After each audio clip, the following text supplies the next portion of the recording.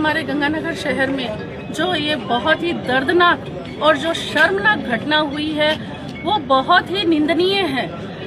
ऐसा क्यों हुआ?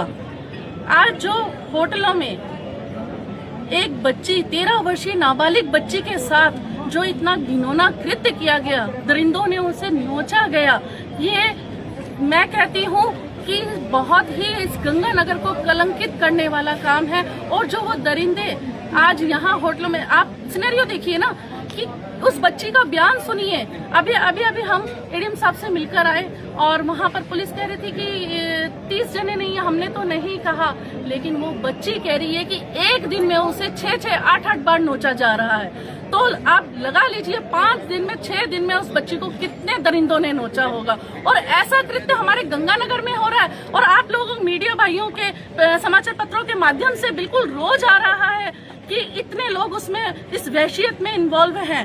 तो उस बच्ची को देखो, सिनेरियो देखो कि वो बच्ची घर भटक जाती है। शहर में एक बच्ची को सुरक्षा से पहुंचाने की बजाय उसे एक रिक्शा चालक बेच देता है चंद पैसों के लिए।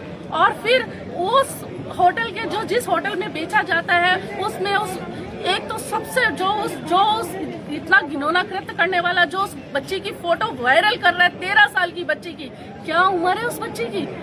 और रूनी कापी तुम्हारी कि तुम लोग जिंदा कैसे हो? तुम लोग सोच भी कैसे सकते हो कि किसी बच्ची के साथ तुम लोग कितना घिनौना अपराध कर रहे हो?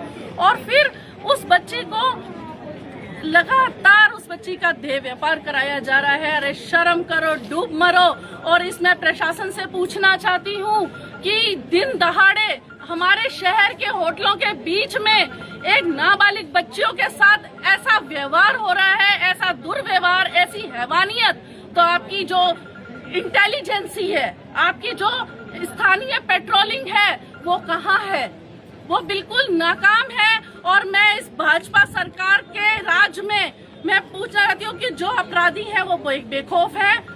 अभी तक पूरे अपराधियों को पकड़ाने के अभी एडीएम साहब ने एक बात कही थी कि बुलडोजर चलाए जाएंगे, तो ये कार्रवाई जितनी जल्दी हो सके उन होटलों पर बुलडोजर चला दीजिए ताकि ऐसे लोगों को सबक मिले और उस बच्ची को न्याय मिले।